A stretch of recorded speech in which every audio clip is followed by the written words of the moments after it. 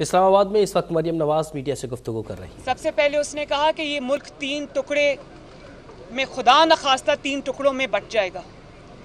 तो मैं ये सवाल करना चाहती हूँ कि कभी आप ये स्टेटमेंट देते हैं कि कश्मीर के 3 हिस्से होने चाहिए, कभी आप ये कहते हैं, आपके मुंह में खाक कि आप ये कहते हैं कि इस मुल्क के अल्लाह ना करे मेरे मुल्क के पाकिस्तान के 3 टुकड़े हो जाएंगे।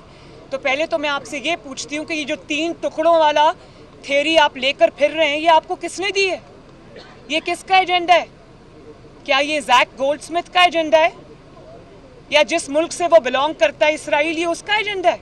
आज मैं ये कहने पे मजबूर हो गई, मैं साजिशी थ्योरीज पे बिलीव नहीं करती, लेकिन पहले कश्मीर के 3 टुकड़ों का एक शोशा छोड़ा और आज कह रहे हैं कि खुदा न खास्ता पाकिस्तान के 3 टुकड़े हो जाएंगे। आपको ये भी पता है कि पाकिस्तान को कितनी कुर्बानियां देकर लोगों ने आज़ाद कराया था। आज आपने उन सब कुर्बानियों की तौहीन की है। अल्लाह ना करे कि पाकिस्तान का कभी कोई ज़रा सा भी नुकसान हो, इंशाअल्लाह नहीं होगा, लेकिन इंशाअल्लाह ताला इस बात करने वाले को, पाकिस्तान के 3 टुकड़े करने का ख्वाब देखने वालों के, जमात के न सिर्फ 3 टुकड़े होंगे बल्कि उसकी सियासत के, उसकी जमात के 300 टुकड़े होंगे इंशाअल्लाह ताला। देखें, बड़ी गहरी बात है ये कि पाकिस्तान में सियासतदानों ने क्या कुछ नहीं सहा, क्या क्या कुर्बानियां उन्होंने नहीं दी। सबसे पहले नवाज शरीफ साहब की मिसाल आप ले लें। 3 दफ़ा नवाज शरीफ साहब इक़्तिदार से निकाले गए। एक दफ़ा तो अभी जो लास्ट टाइम है वो पूरी दुनिया को याद है, एक एक्सपायर्ड इकामे पर निकाले गए इक़्तिदार से। उन्होंने 2 दफ़ा जलावतनी बर्दाश्त की, एक जलावतनी जो सऊदी अरब में थी जब मुशर्रफ था, और दूसरी जलावतनी जो अब हैं वो उनको अपने वतन से दूर है, वो अभी भी। उम्र कैद की सजाएं सुनी, जो अटक किला है उसके जंदानों में उनको फेंका गया, उनकी जो उनके हाथों में हथकड़ी डालकर, एक इलेक्टेड प्राइम मिनिस्टर के हाथों में हथकड़ी डालकर उसके हाथों को जहाज की सीट से बांधा गया। उसकी बीवी की वफात हो गई, जेल में वो था। उसकी बेटी को उसकी नज़रों के सामने गिरफ्तार कर लिया, उसकी बेटी को डेथ सेल में फेंका। उसकी माँ की वफात हो गई, अभी वो दियारे गैर में था। लेकिन हर चीज़ के ऊपर नवाज शरीफ की हर जुल्म को सहकर एक ही आवाज़ आई, और वो आवाज़ थी पाकिस्तान जिंदाबाद।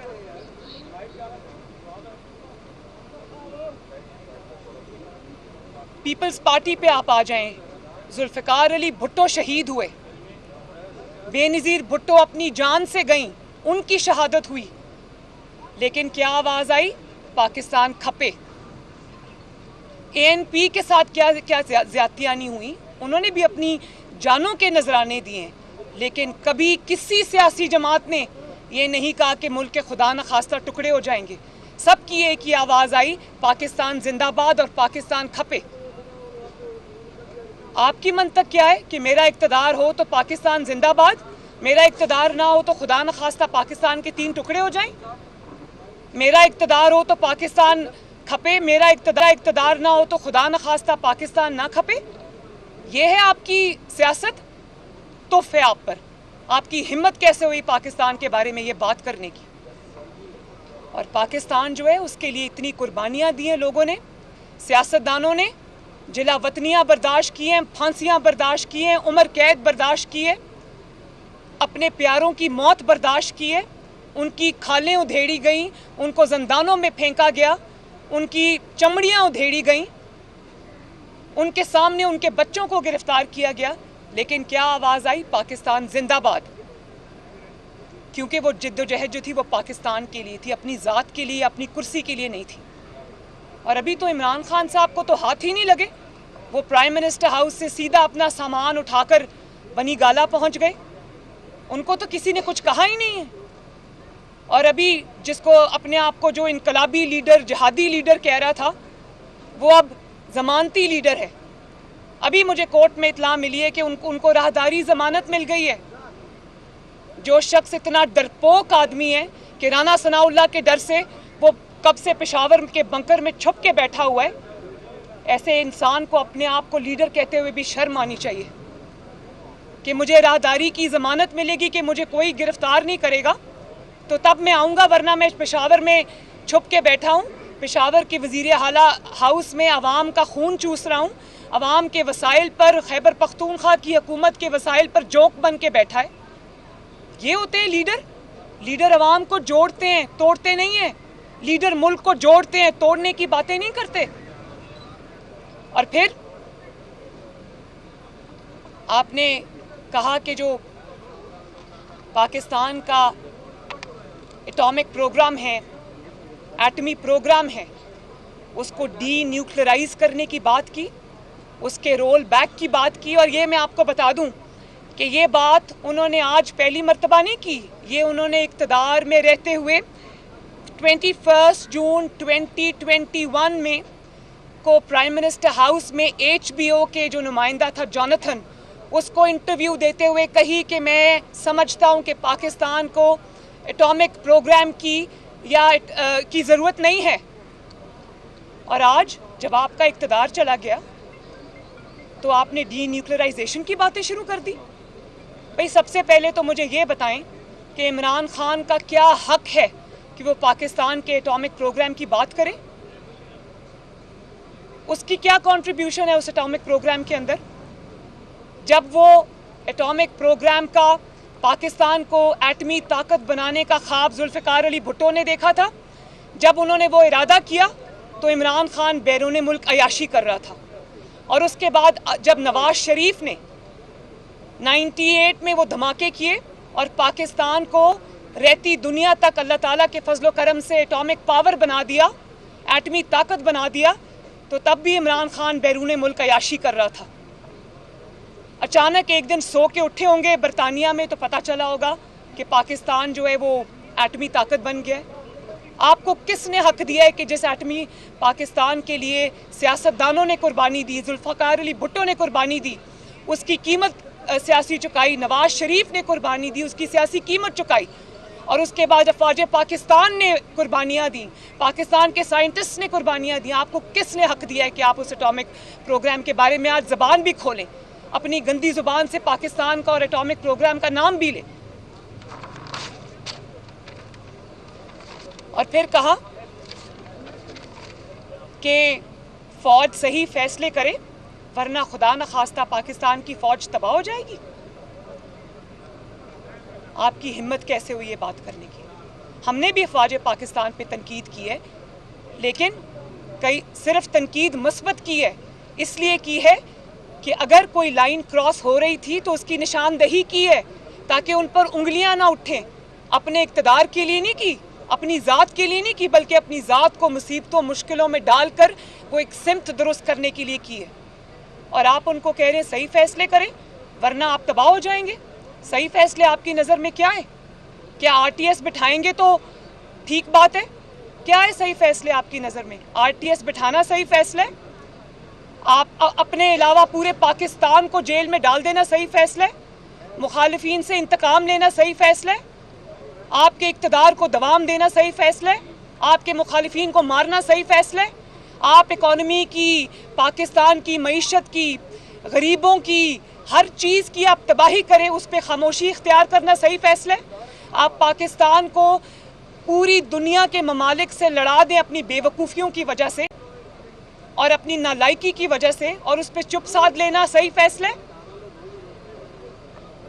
या अगले इलेक्शन की जो आप धांधली का प्रोग्राम बना रहे थे और उस पे जो आपने इदारे पे जो खतरनाक हमले किए उस पे चुप साध लेना सही फैसला है?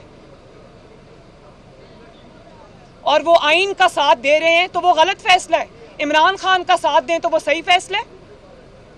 जो सिपा सलार है पाकिस्तान की फ़ौज का, वो जब आपकी हुकूमत में आपके साथ खड़े थे तो तब वो अजीम सिपा सलार थे, और आज वो आपके साथ नहीं खड़े क्योंकि आपने जो तबाही पाकिस्तान की है उसका बोझ उन्होंने अपने सर से उतार फेंका। और अगर मुल्क की खातिर वो आईन पाकिस्तान के साथ खड़े तो आज वो मीर जाफर और मीर सादिक हो गए। जब आपने आइन तोड़ा तो अदलिया ने 12 बजे रात को अदालत खोली और आपके खिलाफ फैसला आया, आपकी आइन शिकनी के खिलाफ फैसला आया। उस वक्त रोज़ रोना धोना की अदालतें अच्छी हैं, अच्छी नहीं हैं, 12 बजे मेरे लिए क्यों खुली, मैंने क्या किया? भाई आपने आइन तोड़ा था, उसके जजा में आपके गले में हार डालने नहीं बनते। और आज आप उनसे कह रहे हैं, उनको सियासत में घसीट रहे हैं अदलिया को कि मेरा लॉन्ग मार्च नहीं हो पा रहा तो मेरी मदद करो और मेरा लॉन्ग मार्च कराओ।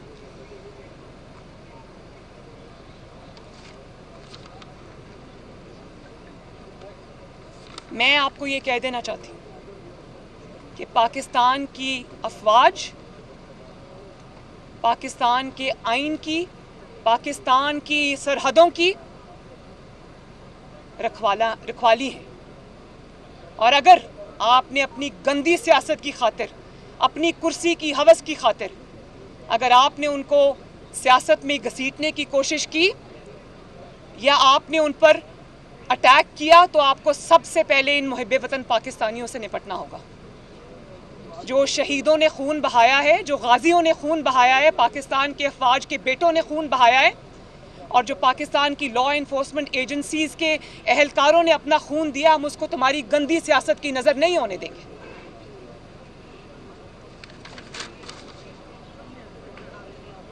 तुम और इस सब में इमरान खान के साथ शामिल है एक चैनल जिसका नाम ARY है, जिसने इमरान की गंदी सियासत को, अदारों पर हमले को, पाकिस्तान पर हमले को जिसने सपोर्ट किया, जिसने इस इंतशार में उसका साथ दिया, जिसने इस फितना फैलाने में उसका साथ दिया, जिसके एंकर्स ऊपर से लेकर नीचे तक सवाए 1 या 2 के उन्होंने सीधे हमले किए हैं इदारों के ऊपर, वो ARY चैनल भी उतना रिस्पॉन्सिबल है जितना रिस्पॉन्सिबल इमरान खान है।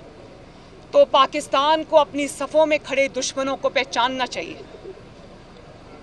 और आपके फितने से बचा कौन है? मुझे सिर्फ आप ये बात बताएं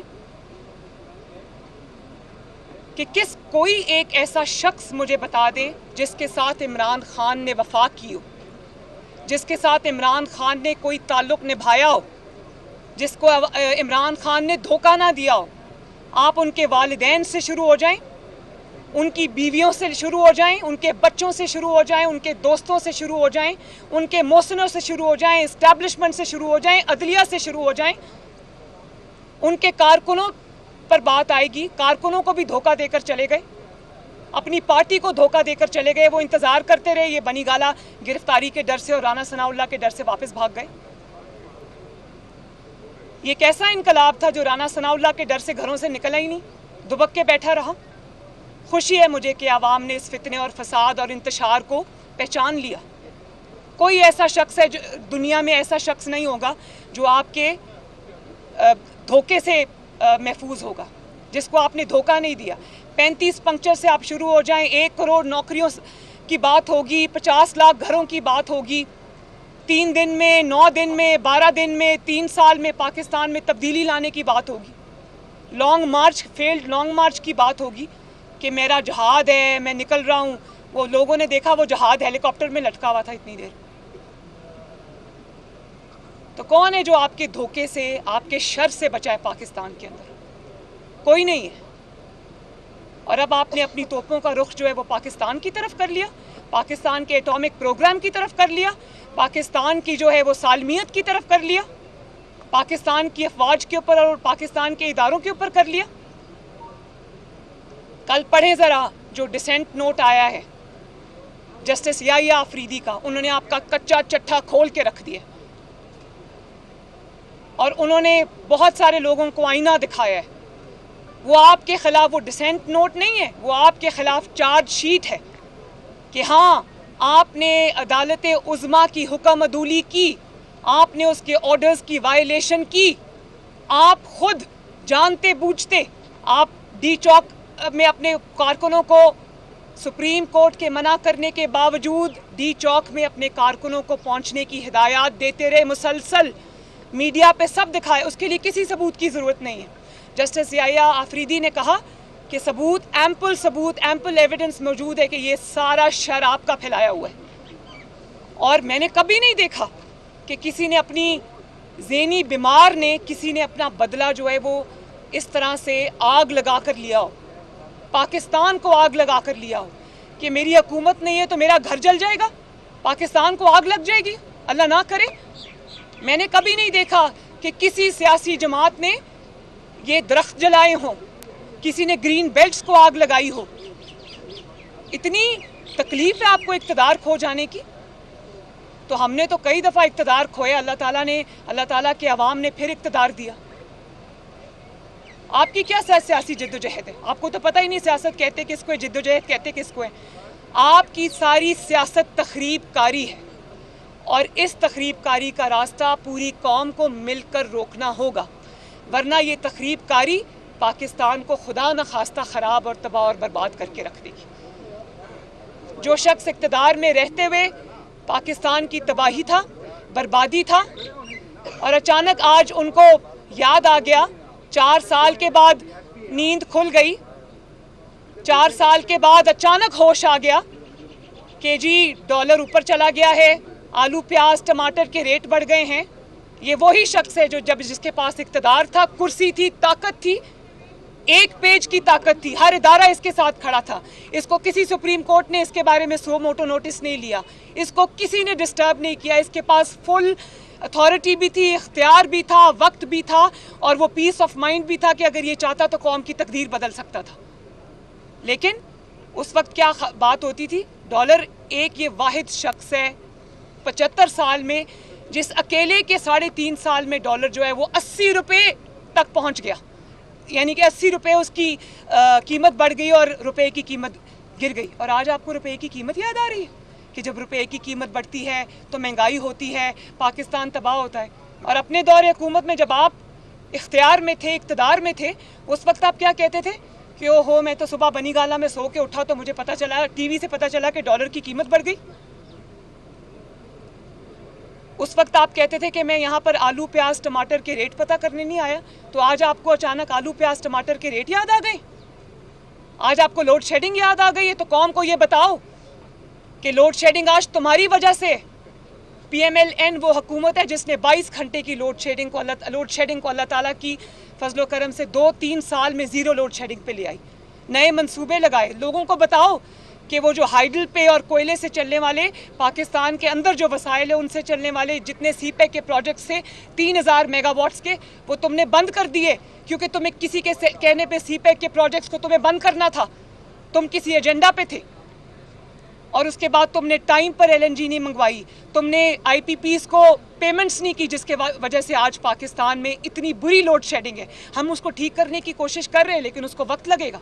पाकिस्तान के पास पैसे नहीं है, वो सारे पैसे जो है ना वो फरागोगी से जो बनी गाला तक सीधी माल गाड़ी चलती थी ना, उसके बंद होने की तकलीफ है आज इमरान खान को कि वो जो मुफ्त की पैसा लगा हुआ था वो बंद हो गया। आज इक़्तिदार जाने की तकलीफ है आपको। तो ये जो लंबे प्रेसेस आप करते हैं, प्रेस कॉन्फ्रेंसेस करते हैं, तकरीरें करते हैं जिसमें आवाम के अचानक मसाइल आपको याद आ गए, उनकी निशानदेही करते हैं, तो उसकी आखिर में ये भी बताया करें लोगों को कि इन तमाम मसाइल का जो जड़ है उसका नाम है इमरान खान।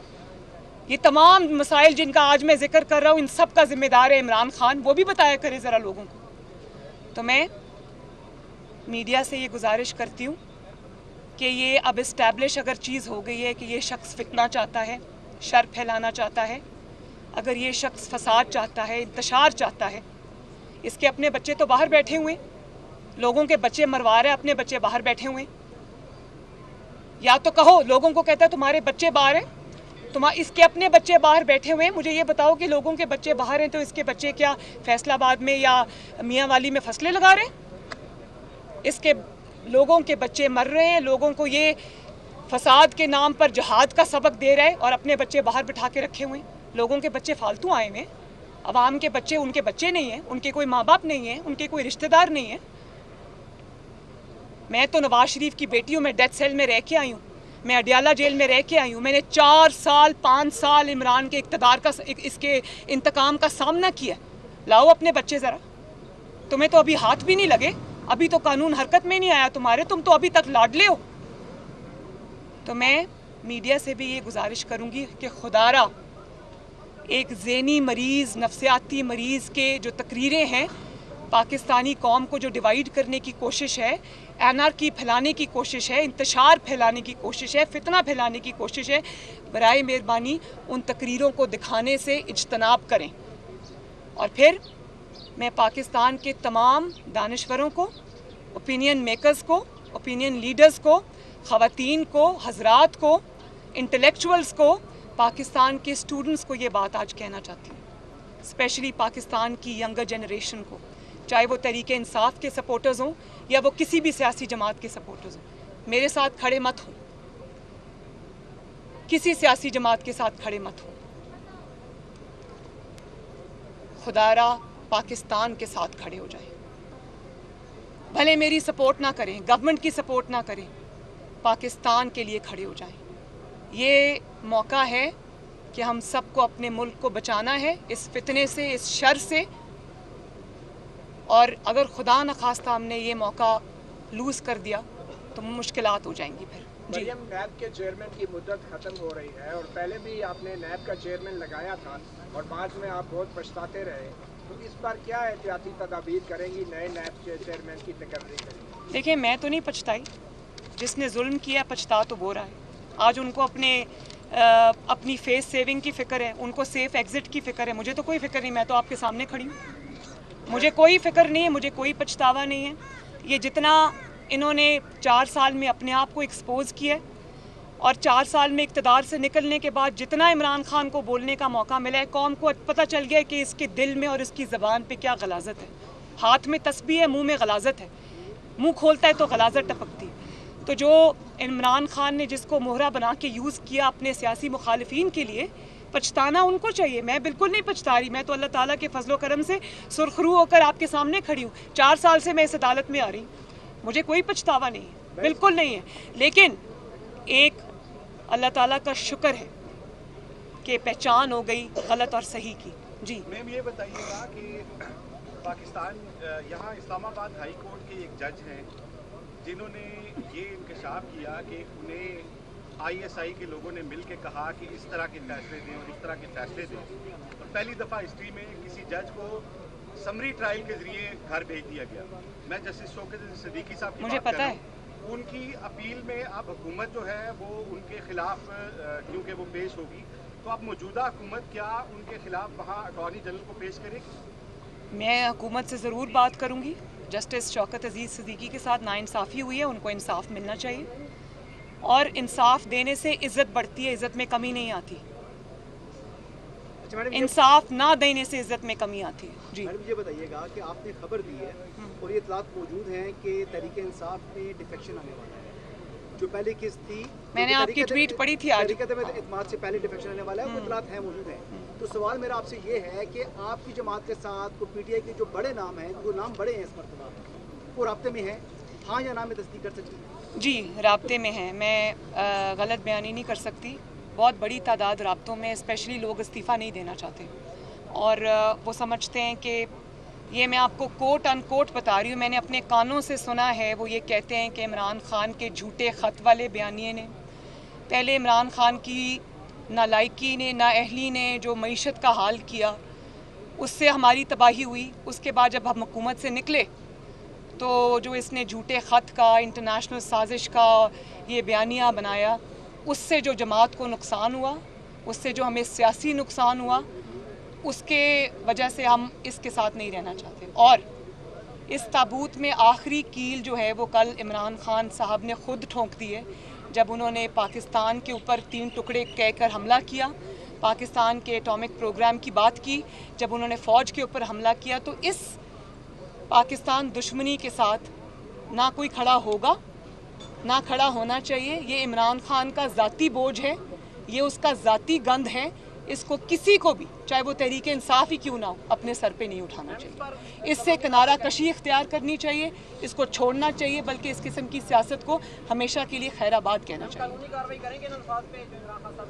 मैं बिल्कुल ये चाहूँगी कि प्राइम मिनिस्टर जो है वो इसका नोटिस लें, सख्ती से नोटिस लें, और इसका नोटिस लिया जाना चाहिए। इस किस्म का जो तखरीब कार है, अगर उसको बोलने की आज़ादी होगी तो वो इस मुल्क में नफ़रत के बीज बोएगा, जिसका जो मुल्क हमारा है, हमारे बच्चों ने यहाँ पे रहना है, मैंने यहाँ पर रहना है, आप सब ने यहाँ पे रहना है, आप सब ने अपने बच्चों को यहाँ रखना है। तो इस मुल्क की जो जिम्मेदारी है वो हम सब के ऊपर है जी। बस नैब का चेयरमैन कैसा होना चाहिए? नैब का चेयरमैन ऐसा होना चाहिए और ऐसा ही होगा इंशाअल्लाह ताला, क्योंकि हमें किसी से इंतकाम नहीं लेना, हमने किसी के ऊपर झूठे केसेस नहीं बनाने, हमने किसी को सिर्फ इसलिए उठाकर बंद नहीं करना कि वो मेरी हुकूमत के ख़िलाफ़ जलसे कर रहा है, जुलूस कर रहा है, मेरी हुकूमत के ख़िलाफ़ मेरी नालायकी और नाकामी के ख़िलाफ़ आवाज़ उठा रहा है। नैब का चेयरमैन एक ऐसे शख्स को होना चाहिए जो मेरिट पे फ़ैसला करे। अगर केस में दम है, वो कहते हैं ना कि जो पहले कहते थे हम फेस नहीं केस देखते हैं, तो उल्टा था, वो फेस देखते थे केस नहीं देखते थे। तो अब हमें एक ऐसा नैब का चेयरमैन चाहिए जो फेस ना देखे केस देखे, और अगर केस में दम है, अगर करप्शन की है, अगर फराह गोगी ने मुल्क को लूटा है और उसका सारा माल जो है वो पिंकी पीरनी को पहुंचाया है, तो उसका हिसाब किताब होना चाहिए। ये कौम का पैसा है, किसी के बाप का पैसा नहीं है। बहुत शुक्रिया। मरीम नवाज़ इस वक्त मीडिया से गुफ्तगू कर रही थी। उनका कहना था कि इमरान खान का बयान काबिल मज़म्मत है। इमरान खान के बयान पर पूरी कौम को अफसोस है। इमरान खान का नफ्सियाती मुआयना ज़रूरी हो गया है। इमरान खान इक़्तिदार के लिए होश खो बैठे हैं। ऐसे बीमार ज़हनियत के शख्स का आज़ाद घूमना फिरना ठीक नहीं।